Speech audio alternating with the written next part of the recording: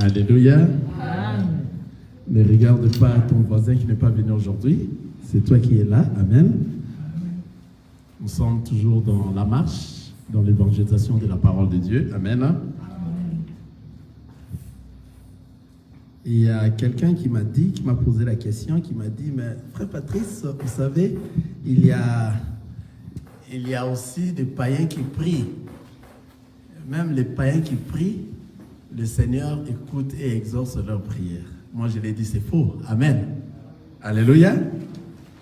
Je l'ai dit, c'est faux. Alors, il s'est mis à discuter avec moi. Amen. Et moi, je l'ai prouvé que dans le monde, il y a des vivants, il y a des morts. Alléluia. Si vous êtes des vivants, c'est-à-dire vous avez reçu la parole de Dieu et le Christ vit dans vous, c'est pour cela que vous êtes en train de vivre. Amen. Donc, c'est-à-dire des morts sont ceux-là qui n'ont pas reçu la parole de Dieu. Alors, comment expliquer un mort peut prier? Alléluia. Alléluia. Un mort ne prie pas. Si vous êtes mort, comment est-ce que vous allez prier? Parce que les morts ne prient pas. Amen. Comprenez que la parole nous dit, le Seigneur n'exauce pas les prières des païens. Donc, si vous êtes païen, votre prière ne peut pas être exaucée. Parce que tu es un mort. Le Seigneur exauce la prière de vivants seulement. Amen. Et je l'ai dit, c'est pour cela la Bible dit que tout ce qui respire loue l'Éternel. Ce n'est pas tout le monde qui respire. Parce que la respiration, c'est le Seigneur qui les donne. Et la personne qui respire, ce n'est qu'un enfant de Dieu. Donc ce n'est pas donné à tout le monde de louer le Seigneur. Alléluia. Louer le Seigneur, c'est réservé seulement à ceux qui vivent. Ceux qui sont des morts ne sauront pas louer le Seigneur. Amen. Et il y a aussi un frère à qui j'avais invité l'autre fois. Le frère qui me dit que, vous savez, mon temps n'est pas encore arrivé. Lorsque le temps arrivera, je viendrai. Je lui ai dit, quand est-ce que tu attends parler des temps qui n'est pas encore arrivé? Mon temps n'a pas encore sonné. Voilà. Il a dit à Ningala, mon temps n'a pas encore sonné. Je vous suis souvent. La manière dont vous prêchez la parole, en tout cas, ça m'attire. J'ai dit non. Ne suivez pas la manière dont je prêche. Suis la parole de Dieu qui va t'attirer. Le Seigneur Jésus, au travers de sa parole, et sa parole va changer quelque chose dans toi, c'est ce qui va t'attirer. Et si tu me parles des temps, ça m'étonne pourquoi? Parce que c'est lui-même qui a fait que nous puissions avoir cette conversation. Ton temps est déjà là. Alléluia. Mais toi, tu refuses. Tu vois ça? Ton temps est là, mais ta chair et le besoin de ce monde fait que toi, tu n'arrives pas encore à venir. Parce que ce n'est pas un hasard que le Seigneur t'approche auprès de moi et que nous puissions discuter de la part de notre Seigneur Jésus. Et je lui ai donné un exemple. J'ai dit, il y a un frère qui vient de nous laisser actuellement. Il m'a dit la même chose. Nous étions là, c'était au mois de juillet. L'Esprit nous a amenés pour aller prêcher un de nos frères qui était ensemble. Le groupe de nos frères qui était sous l'arbre à Burston, c'est un endroit où on appelle Parlement. Amen. Et le Seigneur nous a envoyés par là. Et nous sommes allés là-bas avec le frère Chai. On a prêché par rapport à la parole de Dieu.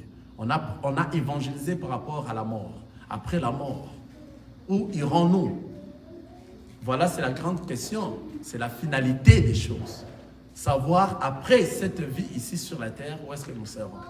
Alors, pour habiter dans la maison de notre Père, il faut, pendant que tu es vivant, que toi, tu reçoives le Christ dans toi et que tu changes ta vie. Une fois que tu meurs, tu n'auras plus cette occasion. Alléluia. Le frère posait beaucoup de questions. Comment cela va se passer? Nous l'avions expliqué. Nous avions montré qu'après ta mort, si tu es mort dans le Seigneur, toi tu iras dans le lieu de repos. Si tu es mort païen, tu iras dans le lieu de tourment. Et dans le lieu de repos, le jour de l'enlèvement, la Bible nous dit que les morts seront enlevés le premier, et nous, ceux qui vont rester dans cette période-là, les vivants en Christ, seront enlevés par la suite. Mais il m'a posé la question, maintenant, ceux qui sont des païens de tourment, ceux qui sont dans le lieu de tourment, ne vont pas servir. Je dis non, non. Et comme ils sont morts, ils iront dans le lieu de tourment et ils seront tourmentés durant toute leur vie jusqu'à la seconde résurrection. La seconde résurrection sera pour le jugement. On appelle ça le trône blanc. Ça sera pour le jugement. Or, la première résurrection, c'est pour ceux-là qui sont des vierges folles qui vont rater l'enlèvement et ils vont se rétablir parce qu'ils ont vu que la vierge sage est partie. Maintenant, la vierge folle va se dire « Waouh, moi aussi, je m'ensemble avec la vierge sage. Je ne peux pas rester. » À ce moment, la foi sera par les œuvres. Et ça sera à ce moment, après l'enlèvement, que le ciel va se fermer. Alléluia! Parce que vous savez déjà que le ciel a été ouvert depuis le jour de la Pentecôte. Le ciel a été ouvert. À quiconque qui croit et qui reçoit le Christ comme Seigneur et Sauveur, il est appelé enfant de Dieu. Et lorsqu'il marche à la crainte de la parole de Dieu, c'est lui maintenant, s'il est vivant, l'enlèvement arrivé, il sera enlevé. S'il meurt, il va aller dans le lieu de repos et il va être enlevé le premier et ceux qui seront vivants par la suite. Mais ceux qui vont mourir dans les péchés, ceux-là vont aller dans le lieu de tourment. Et le lieu de tourment, ils vont rester là-bas. Imaginez-vous. Jusqu'à la seconde résurrection. C'est-à-dire quoi, si nous parlons jusqu'à la seconde résurrection? Parce qu'après l'enlèvement, l'Église est partie. Les enfants de Dieu, les saints, les élus sont allés. Ils iront dans la fête des noces avec le Christ. Il y aura 7 ans de tribulation. C'est à ce moment, le moment qui arrivera que le diable, l'antéchrist, viendra régner pendant 7 ans. Vous voyez? Pendant 7 ans, il est en train de régner et Dieu va envoyer les 2 anges pour aller prêcher Israël. Pendant tous ces temps, toi tu seras toujours là-bas, dans le lieu de tourment. Il va aller prêcher Israël et Israël aussi, tout Israël sera sauvé. Vous voyez? Et après, le 7 ans, le Seigneur va descendre pour ligoter les diables. Vous comprenez? Il va lier les diables pendant 1000 ans. Et nous allons encore vivre maintenant dans le millénium avec les Christ, avec ceux-là qui ont respecté le Seigneur pendant les temps de la grande tribulation, dont la Vierge folle qui était restée, ils vont revenir dans la vie parce que l'Antéchrist va leur tuer et tous. Et la Bible nous dit qu'ils vont revenir à la vie. Et Israël qui va recevoir la parole de Dieu que nous sommes en train de prêcher ici, nous tous nous allons s'assembler pour maintenant aller en Jérusalem nouvelle pour passer les milléniums. Pendant tout ce temps de millénium, toi qui es mort dans cette période ici, tu seras toujours dans le lieu de tourment. Quelqu'un voit ça? Parce que la Vierge folle sera ressuscitée, ça sera la première résurrection. Pour s'assembler maintenant avec nous, qui serons avec les Christ dans la fête des noces. Vous voyez? C'est nous en fait qui nous allons descendre avec eux. Alléluia! C'est ce que nous appelons la descente de Jésus à Jérusalem. D'autres églises, telles que l'église catholique, ils commémorent cela et les Ngamandala, ils ne savent pas de quoi est-ce qu'il s'agit. Alléluia! Et ils donnent des rameaux aux gens, et ces rameaux, soi-disant qu'ils ont réussi les Christ, et le Christ est entré en Jérusalem, ils sont en train de faire des théories de ceux qui ne connaissent pas, que cela arrivera lorsque nous allons descendre avec le Christ. C'est pour cela qu'il fallait qu'on aille détacher quoi? Israël, qui était enfermé. Vous voyez? C'est à ce moment que nous allons entrer ensemble avec Israël, avec les vierges folles qui vont ressusciter à la première résurrection et nous allons tous entrer dans le millénium. Pendant tous ces temps de 1000 ans dans le millénium, toi tu vas rester toujours dans le lieu de tourment. Et pendant le millénium, avant le millénium, il faut que le Seigneur Dieu finisse d'abord. Avant que nous puissions entrer dans le millénium, il faut qu'on ligote Satan, les diables. Il faut qu'il soit ligoté, scellé. On va le mettre dans un endroit dans l'abîme et puis scellé. Et il va rester là-bas pour qu'il ne puisse plus séduire. Et nous allons vivre le millénium avec le Seigneur dans lui-même, roi des rois, dans son royaume. Vous voyez ce qui va se passer? J'ai essayé d'expliquer le monsieur. Vous voyez que tu vas demeurer là-bas pendant tous ces temps.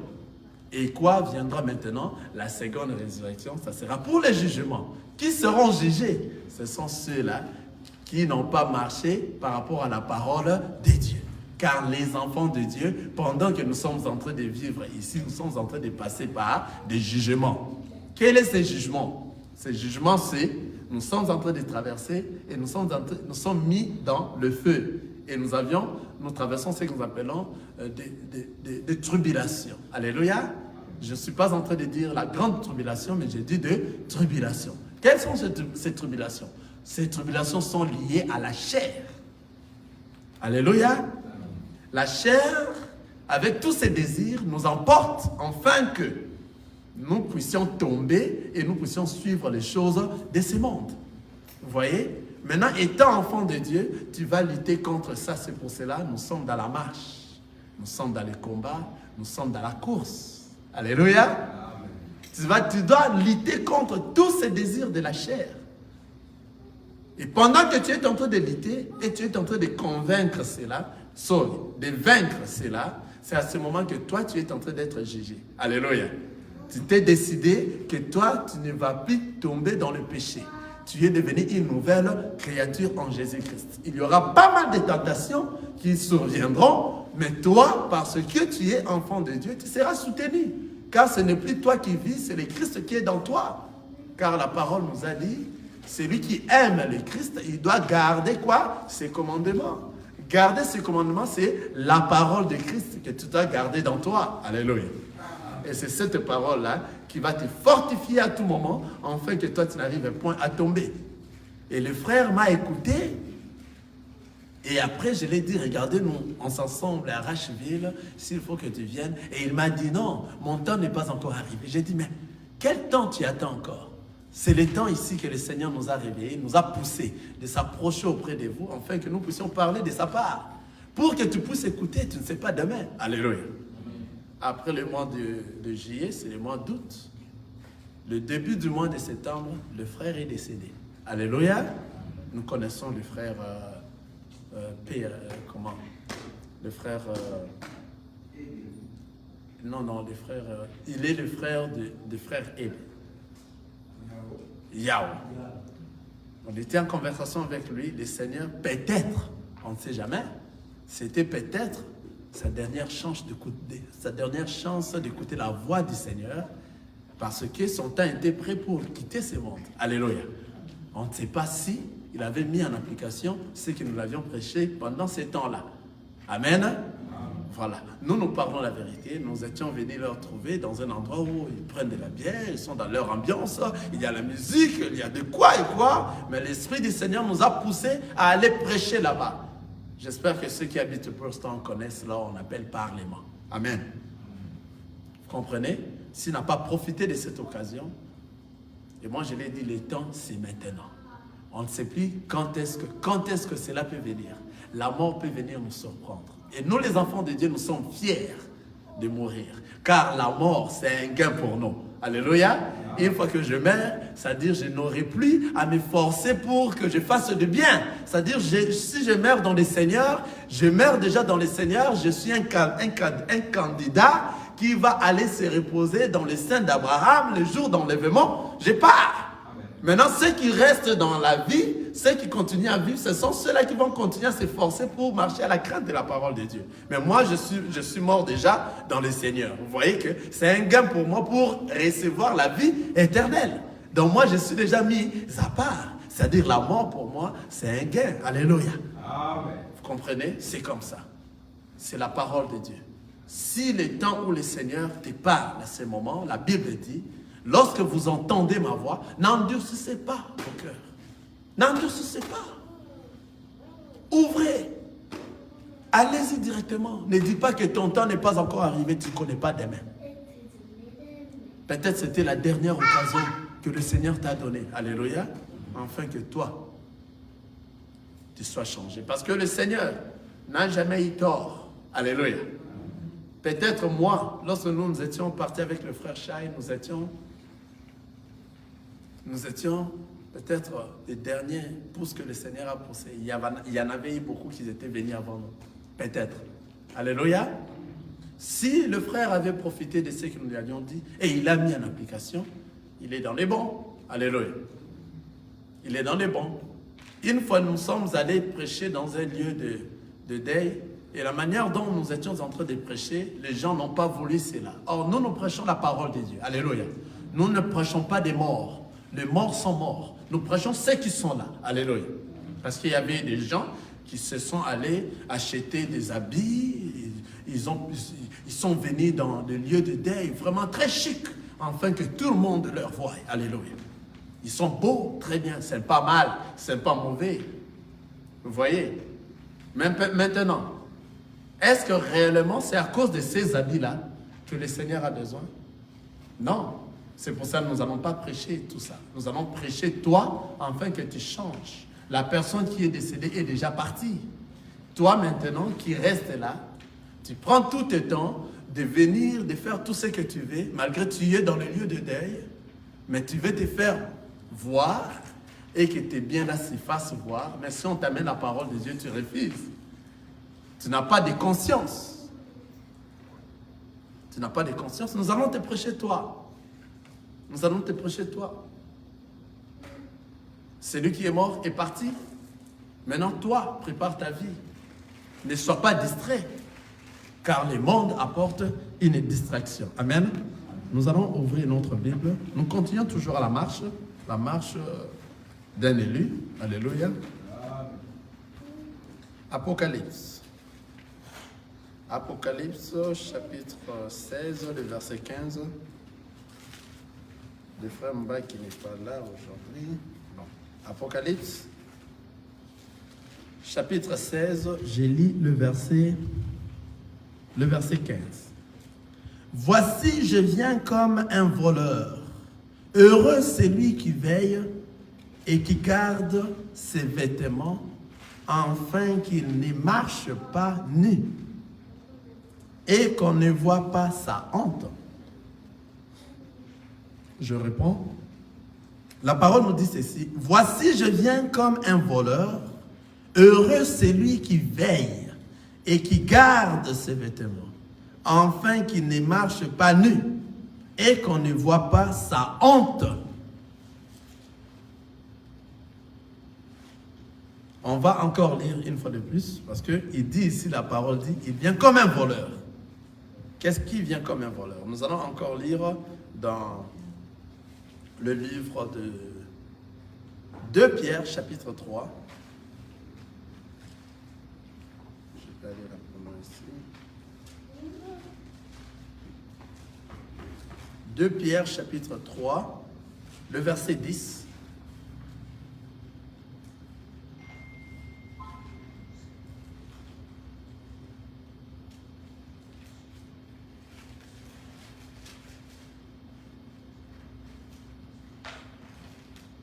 De Pierre, chapitre 3, le verset 10. J'ai lu au nom de Jésus. Amen. Le jour du Seigneur viendra comme un voleur. En ces jours, les cieux passeront avec fracas. Les éléments embrassés se dissoudront et la terre, avec les œuvres qu'elle renferme, sera consumée. Amen. Amen. Le jour du Seigneur. Alléluia. Attention, le jour du Seigneur, ce n'est pas les dimanches. Ce n'est pas aujourd'hui, parce que nombreux disent, j'ai déjà entendu les hommes de Dieu qui disent que le jour du Seigneur, il faut venir à l'église. Non. Le jour du Seigneur, c'est la colère de Dieu. Le jour de la colère de Dieu. Nous avions lu ici dans Apocalypse chapitre 16, le verset 15, qui nous dit, voici, je viens comme un voleur. Heureux celui qui veille et qui garde ses vêtements, afin qu'il ne marche pas nu. Heureux celui qui veille et qui garde ses vêtements, afin qu'il ne marche pas nu et qu'on ne voit pas sa honte. Maintenant, on nous a dit les jours du Seigneur, dans le verset que je viens de lire, dans 2 Pierre, chapitre 3, le verset 10, nous dit, le jour du Seigneur viendra comme un voleur. Ah voilà, les jours du Seigneur. Nous allons encore chercher un autre verset sur les jours du Seigneur. Allons-y sur Ésaïe pour comprendre réellement ces jours du Seigneur. Ou bien Apocalypse chapitre 6, le verset 17. Apocalypse chapitre 6, le verset 17. Pour comprendre c'est quoi les jours du Seigneur.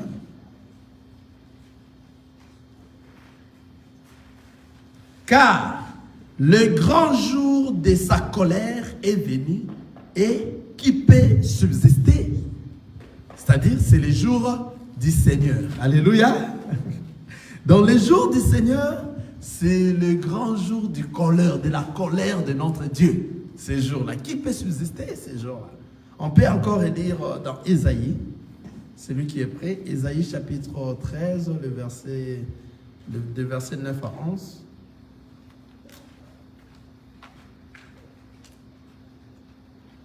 Ésaïe chapitre 13, le verset 9 à 11.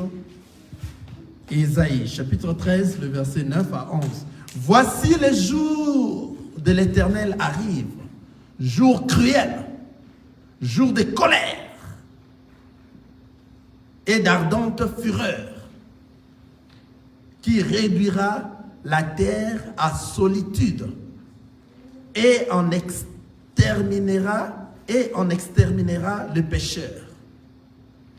Car les étoiles des cieux et leurs astres ne feront plus briller leur lumière. Les soleils s'obscurera, ne feront plus briller leur lumière. Les soleils s'obscurera de son lever. Et la lune ne fera plus luire sa clarté. Je punirai le monde pour sa malice et le méchant pour leur iniquité. Je ferai cesser l'orgueil des hautains et j'abattrai l'arrogance des tyrans. Alléluia. Vous avez vu les jours du Seigneur. Et il dit, voici, il vient comme un voleur. Dans Apocalypse chapitre 16, il vient comme un voleur. C'est-à-dire, l'arrivée de notre Seigneur Jésus-Christ, personne ne saura, et il dit, veillez. Ici, on ne parle pas seulement d'enlèvement, et on parle aussi d'état mort. Alléluia. Donc, c'est-à-dire, veillez. Donc, le jour du Seigneur viendra, et ce jour-là, c'est le jour de la colère. Contre qui?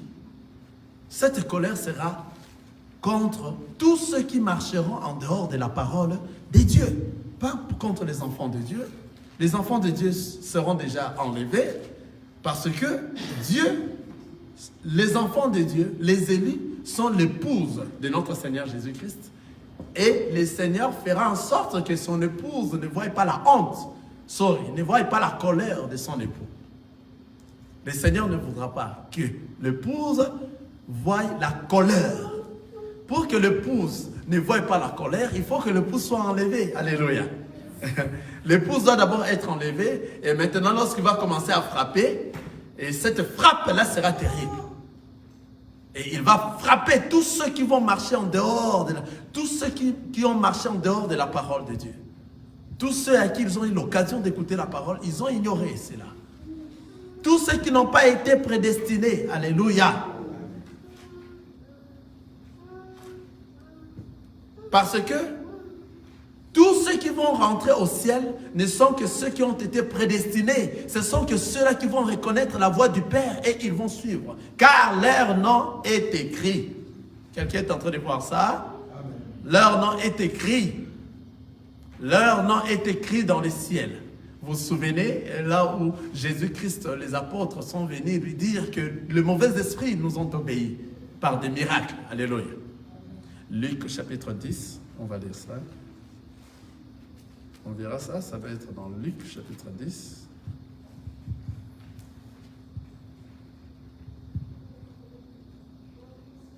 Luc chapitre 10, nous lisons dans le verset 17, ce que je viens de dire ici, pour confirmer que Ceux qui vont aller au ciel ne sont que ceux qui ont été prédestinés. Ce ne sont que ceux-là sur la terre, ici dans le monde. Ils sont égarés, alléluia, influencés par les choses du monde. Et c'est à ce moment, lorsqu'ils vont écouter la voix du Père, partout ils seront, partout où ils vont se retrouver. Une fois qu'ils vont écouter la voix du Père, ils vont reconnaître que ça, c'est la voix du Père.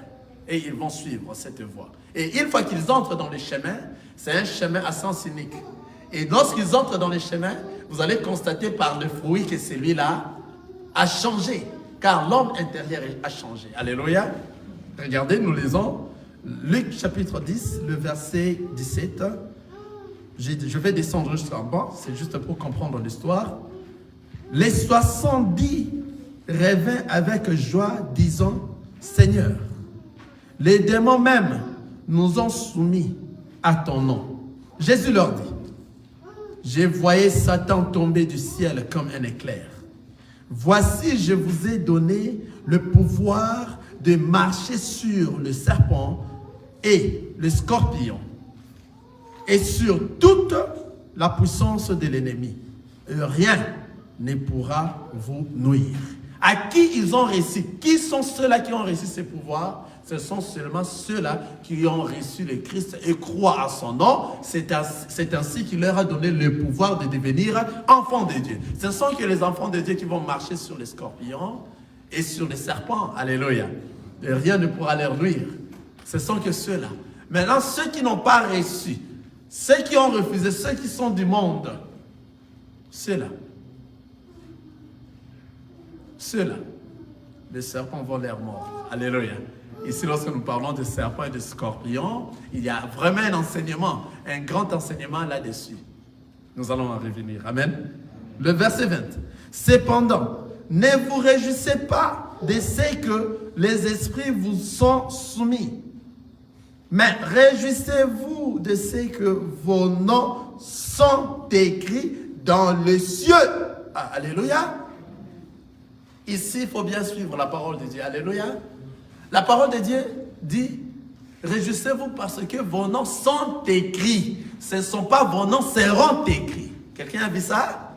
C'est-à-dire, vos noms sont écrits, c'est-à-dire, vous êtes déjà choisis, vous étiez déjà, avant la création, vous avez été prédestinés parce que vos noms sont déjà écrits. Ce n'est pas que ici la parole nous a dit, vos noms seront écrits. Non, non, non, non, non, non. Soyez, réjouissez-vous, pas parce que les esprits mauvais vous ont été soumis, mais réjouissez-vous parce que vos noms sont écrits. Ah, ici, qu'est-ce que le Seigneur allait parler? Parce qu'en revenant de là, ils étaient dans la joie, dire qu'ils ont fait des miracles, et les mauvais esprits étaient soumis, les aveugles ont vu, les paralytiques ont marché, les sourds ont entendu, les morts sont ressuscités au nom de Jésus, n'est-ce pas? En apportant cette nouvelle, il fallait que Jésus soit dans la joie. Il fallait que Jésus dise, voilà, qu'est-ce que je vous avais dit? Partout vous irez lorsque vous citez mon nom. Vous allez voir des miracles. Mais le Seigneur a commencé à leur répondre que je voyais Satan descendre, alléluia, comme un éclair. Pour leur montrer que tout miracle que vous pourrez voir ne peut ou n'est pas provenir de moi. Le diable Satan aussi fait des miracles. Alléluia. Quelqu'un est en train de voir ça?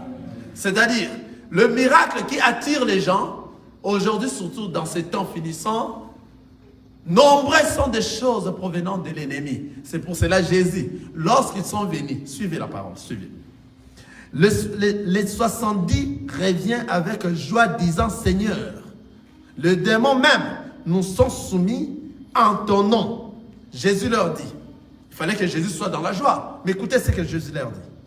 Jésus leur dit, je voyais Satan tomber du ciel comme un éclair. Ah, comment Jésus peut répondre ainsi?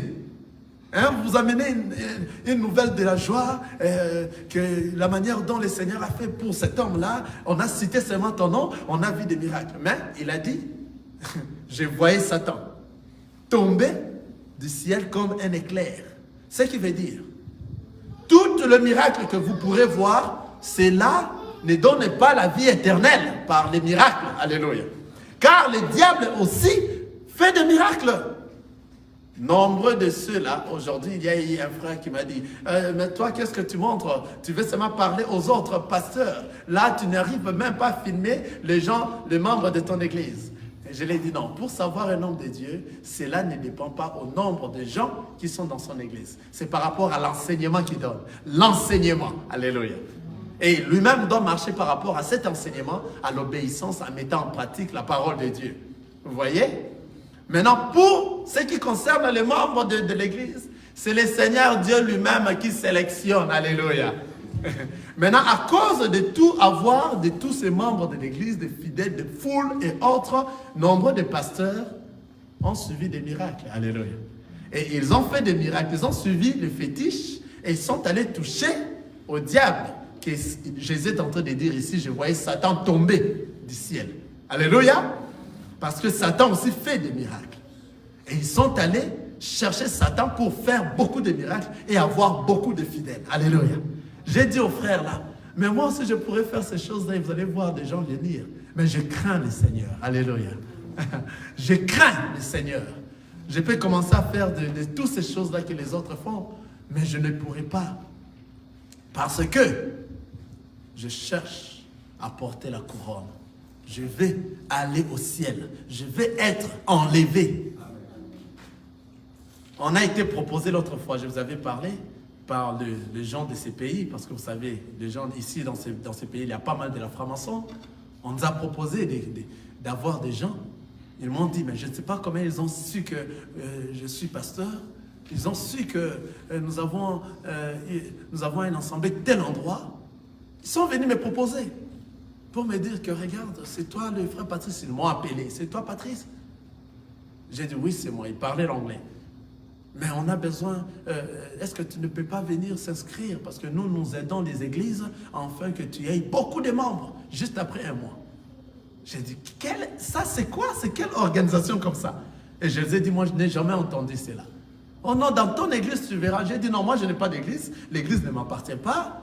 L'église appartient à Jésus-Christ. C'est lui le visionnaire de l'église. C'est lui qui doit amener les gens dans son église.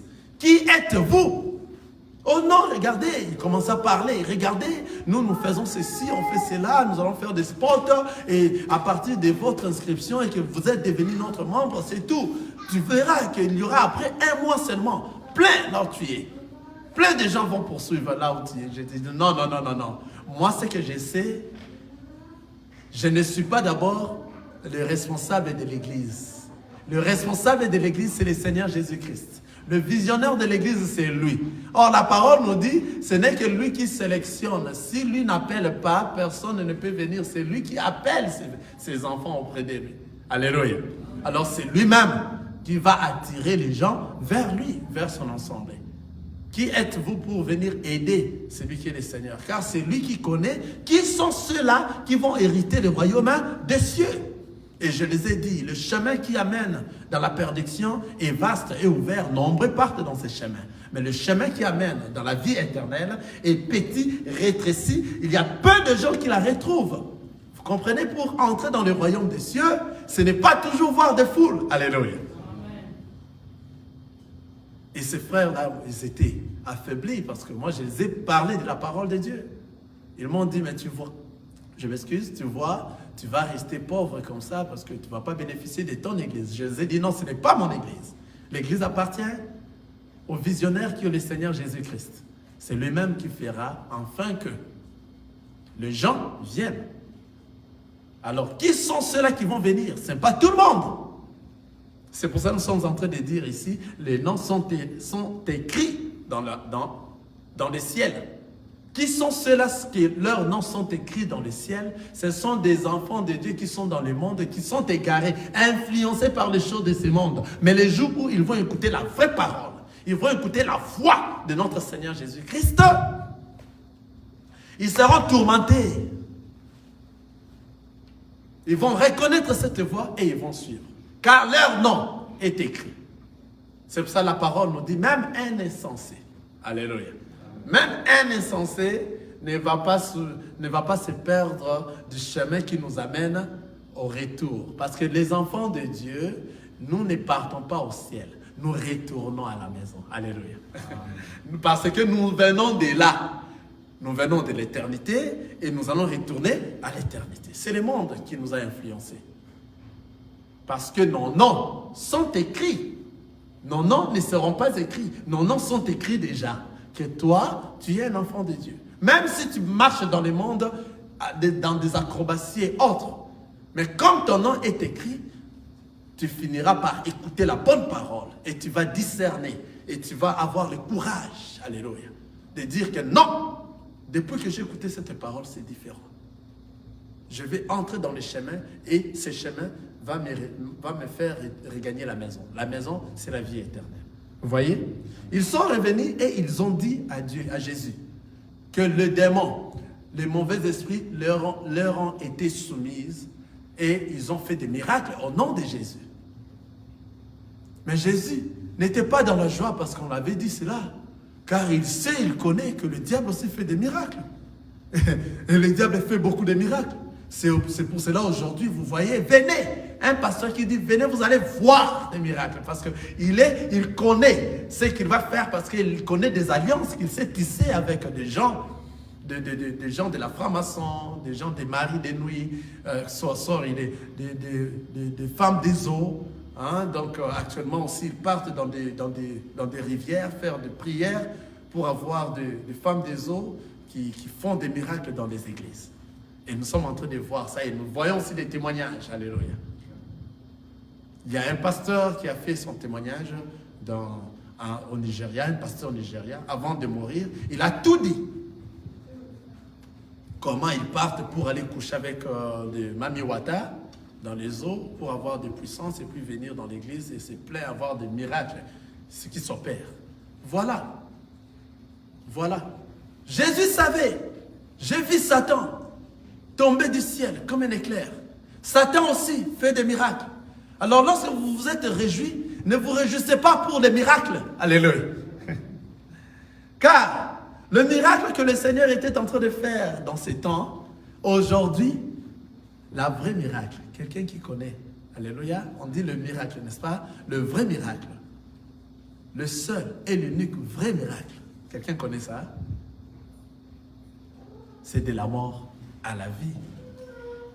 Le véritable miracle, c'est de la mort à la vie. C'est-à-dire, aujourd'hui, si tu écoutes la voix du Seigneur, n'endurcisse pas ton cœur. Car toi qui as écouté la voix, toi tu as été mort, tu étais dans les tombeaux. En écoutant cette voix va te réveiller comme a réveillé Lazare. Et tu vas sortir de là et tu vas marcher pour retourner où? À la maison. C'est toi qui étais mort, qui est ressuscité. Alléluia. Donc le plus grand miracle, c'est de la mort à la vie. Maintenant, ceux qui vont écouter la voix ne sont que ceux qui ont été prédestinés avant la création.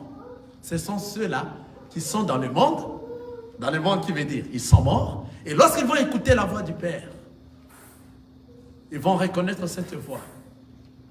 Donc, c'est-à-dire, ceux-là qui sont dans le mort et dans le monde, ce sont des morts. Alléluia. En écoutant la voix va leur ressusciter et ils auront maintenant la vie. Lorsqu'ils auront la vie, ça sera la vie éternelle. Vous comprenez? Car ils vont marcher par rapport à la parole de Dieu et cette parole va leur conduire à la vie éternelle. Alléluia. Vous comprenez cela? C'est ça le plus grand miracle. Et tout ce que le Seigneur faisait, tout le miracle que le Seigneur était en train de faire, c'est ce que nous sommes en train de faire aujourd'hui.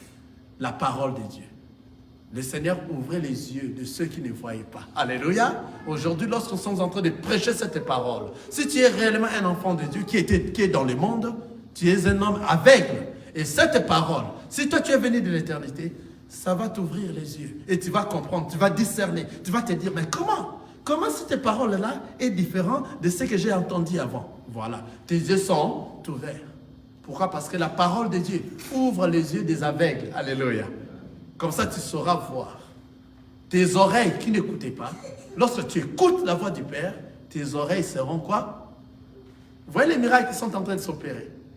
Tout celui à qui reçoit la parole de Dieu, et cette parole l'a changé, il est devenu une nouvelle créature, cette personne-là a quitté de la mort à la vie. Et il doit conserver cette parole afin qu'il marche jusqu'à arriver à la vie éternelle. Quelqu'un voit ça? C'est la vie éternelle que nous sommes en train de chercher. Le Seigneur les a dit, ne vous réjouissez pas pour ça. C'est-à-dire, les enfants de Dieu doivent connaître le Seigneur et doivent avoir l'enseignement en eux. Et cet enseignement doit leur faire discerner quelle est la vraie parole qu'ils doivent réellement suivre. Et cette parole qui va leur amener auprès du Seigneur. Alléluia. Dans le chemin. Et les yeux seront ouverts. Vous voyez? C'est ça le grand miracle. Quitter dans la mort, quitter dans l'état, quitter du mort à la vie. Donc sortir du monde pour avoir la vie éternelle. C'est pour cela que les 10 vierges sont sorties du monde et ils sont entrés dans les chemins. Vous voyez? C'est comme ça. Alors, le Seigneur, lorsqu'il les a dit ainsi, il dit, cependant, ne vous réjouissez pas de ce que les esprits vous sont soumis, mais réjouissez-vous de ce que vos noms sont écrits dans les ciels. Dans les cieux. C'est ça la joie que nous avons. Quelle est cette joie? Reconnaître que le Seigneur est ton Dieu. Marcher à la crainte de sa parole. Faire tout ce que la parole te demande. Soit être un véritable enfant de Dieu. Il ne faut pas apparaître, mais être. Car nombreux apparaît. Lorsque nous venons à l'église, c'est tout le monde qui est saint. C'est tout le monde qui se sent élu. Mais en sortant d'ici, ce que nous faisons dans nos cités, alléluia, à l'église, tu apparais, à la cité, tu es. Ton être, ça se voit à la cité. À ce moment, tu n'es pas un enfant de Dieu. Tu te trompes toi-même, alléluia. Tu ne trompes pas les autres, alléluia. Parce qu'il y a un œil qui te voit. L'œil, le Seigneur Dieu voit partout. Tout ce que tu fais, il te voit et il te connaît. C'est ce qui fait que les enfants de Dieu marchent à la crainte de Dieu, car ils savent que le Seigneur est en train de me voir partout. Je ne peux pas marcher d'une manière un peu différente de ce que la parole ne veut pas. Tout enfant de Dieu marche par rapport à la parole de Dieu, partout qu'il soit, à n'importe quel pays qu'il ira, à n'importe quel endroit qu'il sera. Il va marcher comme un enfant de Dieu, car il sait la personne qu'il craint, il voit partout. Tu ne peux pas tromper le Seigneur, même dans ton cœur, même dans tes pensées. Il connaît ce que tu vas faire après ici. Il connaît si réellement toi tu es ici dans l'endroit de l'ensemble. Il connaît si tes pensées ne sont pas ici. Il connaît tout. Tu ne sauras pas les tromper. Alléluia.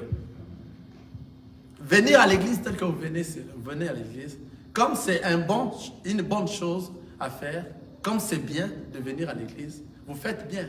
Mais la personne qui ne vient pas à l'église pêche. Pourquoi? Parce que le Seigneur a dit, tout ce qui sait faire le bien et qui ne le fait pas, il pêche. Quelqu'un voit ça? Nombreux croient que, bon, même si je ne pars pas à l'église, mais toi tu es chrétien, comment tu ne pars pas? Tu as péché. Parce que tu sais venir à l'église, c'est bien.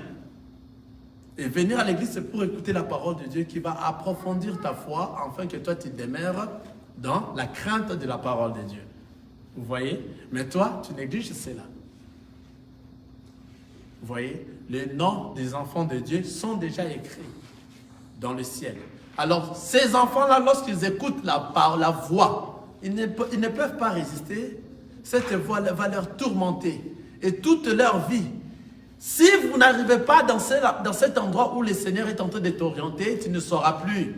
Car toi, le Seigneur t'avait déjà choisi avant le début de la création. Quelqu'un voit ça? Et c'est à ce moment que tu dois suivre. Les autres nous ont dit que comment le Seigneur Jésus est venu pour tout le monde. Nous avions dit non, c'est faux. S'il était venu pour tout le monde, il n'aurait pas dit ces versets ici que vos noms sont écrits. Amen. Il n'est pas venu pour tout le monde. C'est pour ça qu'il a dit à tous ceux qui l'ont cru, à tous ceux qui croient, à tous ceux qui croient, à tous ceux qui l'ont reçu et croient à la parole. Donc tous ceux qui ne vont pas recevoir et croire la parole de Dieu sont perdus. Alléluia. Il dit dans Jean 3, 16, il dit, Jean 3, 16 nous dit quoi? Quelqu'un peut me le rappeler rapidement? Car Dieu a tant aimé le monde qu'il a envoyé son Fils unique afin que quiconque croit en lui. Seulement quiconque croit en lui, qu'il ne périsse point et qu'il ait la vie éternelle. Ceux qui ne vont pas croire en lui vont périr et ils n'auront pas la vie éternelle. Ça, c'est très clair. Car il y a de ceux-là qui croiront et il y a de ceux-là qui ne croiront pas. Et Dieu avait fait cela déjà avant le début de la création. Allons-y, Apocalypse chapitre 17, le verset 8.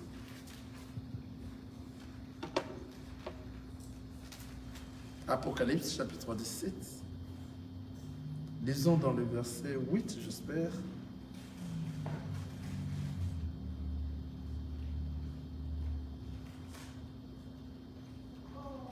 Je lis dans le verset 8.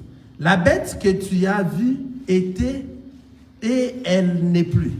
Elle doit monter de l'abîme et aller à la perdition. Et les habitants de la terre, ceux dont le nom n'a pas été écrit dès la fondation du monde dans les livres de vie, s'étonneront en voyant la bête parce qu'elle était et qu'elle n'est plus et qu'elle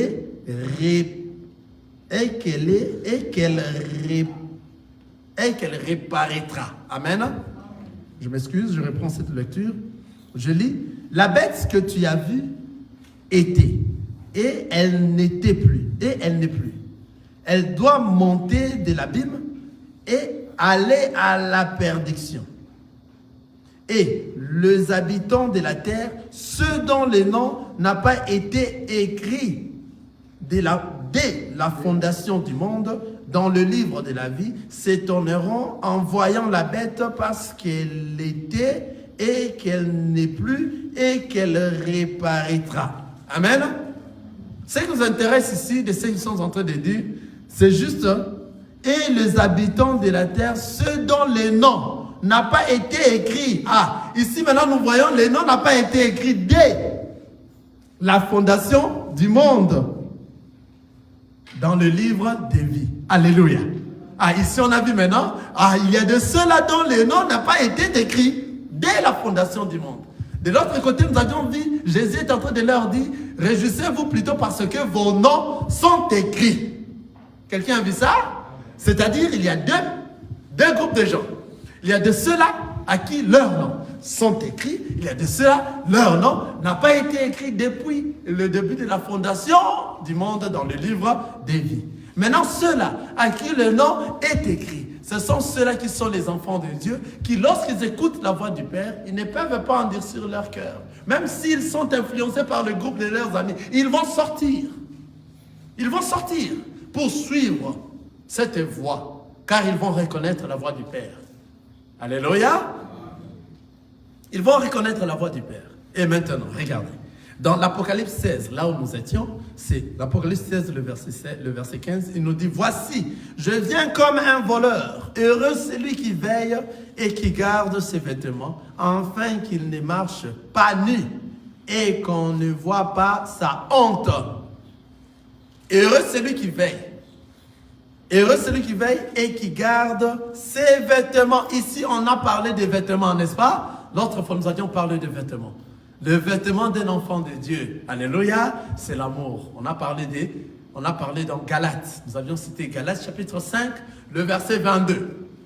Le vêtement d'un enfant de Dieu, l'amour, la joie, alléluia, la justice.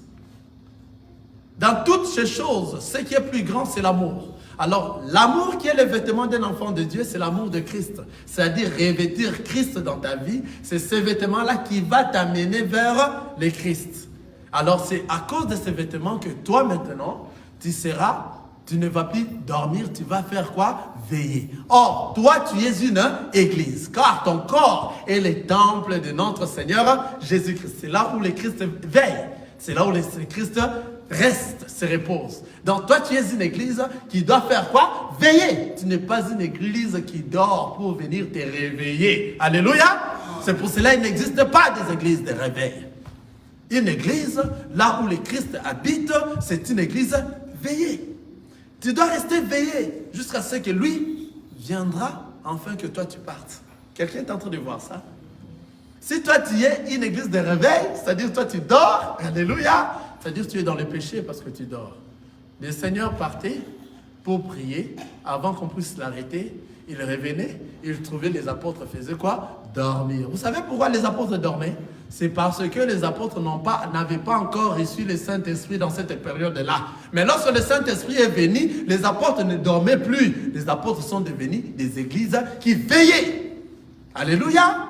La lampe doit rester toujours allumée. Les apôtres sont devenus des églises qui veillaient. Depuis les jours que le Saint-Esprit est descendu, ils n'avaient plus peur, ils sont descendus, ils commencent à parler des oracles du Seigneur et parler en langue à multiples, beaucoup de gens. Au même jour, il y a eu 3000 convertis, à l'instant même. Alléluia.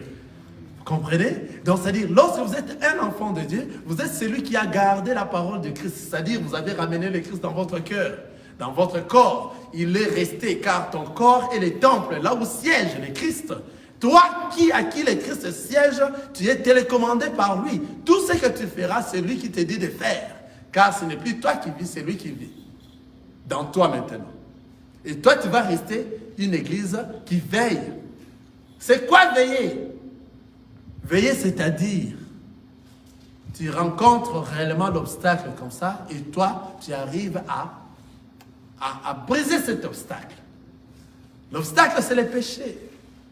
Tu rencontres une tentation comme ça. Hein? J'ai dit par rapport aux hommes. Une très jolie femme qui est venue et qui est en train de te tenter. Il est resté presque nu. Tu dis, au nom de Jésus-Christ, tu sors et tu fouilles. Parce que c'est là que le diable est entré de toucher dans ces temps finissants. L'impudicité. Alléluia. La nudité devenait rien. Alléluia. Une femme, une fille, tu te rencontres avec quelqu'un comme ça et qui vient pour te déranger, tu es autre. Parce que toi, tu es un enfant de Dieu, ce n'est plus toi qui vis. Le Christ dans toi va te commander. Quitte cet endroit. Fuyez l'impudicité. Vous voyez? C'est-à-dire, toutes ces choses-là, ce sont ceux qui empêchent que toi, tu n'arrives pas. Mais en ayant Christ, toi, une église qui a Christ en toi, tu vas percer tout cela. Il va te donner la force de percer, de continuer à marcher à la crainte de sa vie, de sa parole, et jusqu'à arriver. À moins que tu ne sois pas choisi, tu vas tomber. Alléluia. Veillez et gardez ses vêtements, afin qu'il ne marche pas nu. Afin qu'il ne marche pas nu et qu'on ne voit pas sa honte. Donc la nudité, c'est la honte. Alléluia. Nous avions parlé de la nudité lorsque Adam et Ève ont péché. Lorsque Adam et Ève ont péché, ils se sont retrouvés maintenant nus. Or, Adam et Ève étaient déjà nus, ils ne savaient pas qu'ils étaient nus. Donc, ils avaient l'habit de la gloire. Mais après avoir péché, ils se sont retrouvés nus. C'est-à-dire, le péché, c'est la nudité. Toute personne qui pêche, c'est une personne nue. Alléluia. Donc tu es nu. C'est ça ce que nous appelons la honte. Maintenant, la personne qui enlève la honte, c'est le Seigneur Jésus-Christ. Attention, ici, je ne suis pas en train de parler des choses du monde. Que si le Seigneur t'a enlevé la honte, que toi tu étais pauvre, tu es devenu riche. Non, je ne parle pas de ces choses-là. Que toi tu étais au Congo, tu as reçu le visa, le Seigneur t'a enlevé la honte. Non. La honte ici que je suis en train de... La parole est en train de parler. Enlever la honte, c'est te faire habiller. Alléluia. C'est pour cela que le Seigneur Jésus-Christ est allé sur la croix, afin qu'il puisse mourir nu et prendre ses vêtements, t'habiller, que toi tu sois sauvé. Parce que toi, avec le péché, toi tu es un homme nu. Il fallait qu'on puisse te donner, il fallait qu'on puisse t'habiller. Qui va t'habiller? C'est le Seigneur Jésus-Christ. C'est lui qui enlève la honte. La honte qu'il est en train d'enlever, ce n'est pas parce que toi tu n'avais pas de mariage, tu t'es marié. Ce ne sont pas ces choses-là que la parole dit. La parole de Dieu prêche, non. Ce n'est pas parce que toi tu ne voyais pas, tu commences à voir. Non! Ce n'est pas parce que tu ne donnais pas, tu ne mettais pas au monde, tu commences à mettre au monde. Le Seigneur t'a enlevé la honte. Ce n'est pas ces choses-là que la parole est en train de parler. Ce n'est pas ça la honte. La honte, c'est le péché. Toute personne qui marche dans la honte, il est nu. Alors qui doit t'enlever la honte? c'est le Seigneur Jésus-Christ. C'est lui qui est venu sur la croix et il a passé sur la croix, il s'est donné afin que toi, tu sois habillé. Amen. Ceux qui seront habillés ne sont que ceux-là qui ont été prédestinés, ils vont reconnaître la voie du Père et ils vont suivre cette voie. Alléluia. Amen. Vous voyez, la honte ne sont pas des choses du monde. Alors on l'aura sonné, non? Dans l'essence du monde, ce n'est pas ça ce que la parole dit. Alors on l'aura sonné, c'est-à-dire toi tu étais dans les péchés et le Seigneur, c'est lui qui a accepté d'aller mourir sur la croix afin que toi tu aies la vie. Il meurt. Il est allé mourir nu sur la croix et il a enlevé son habit et il t'a donné. Alléluia. Cet habillement que toi tu as, c'est ce qui va te faire ramener auprès de lui, c'est l'enlèvement. Cet habillement, c'est le Saint-Esprit. C'est le Saint-Esprit qui habite dans nos cœurs, dans le cœur de tout et chacun. C'est ce qui te fait discerner le bien et le mal. À chaque fois que tu veux tomber, le Saint-Esprit te dit non, ne fais pas ça. Fais ceci. C'est le Christ qui vit dans toi. C'est l'habit que tu as reçu. Et cet habillement que toi tu as porté, c'est parce que lui, il a accepté de mourir sur la croix et que toi tu sois sauvé. Que le Seigneur vous bénisse. Nazakomata ngai, nazakomata ngai, nga nazakomata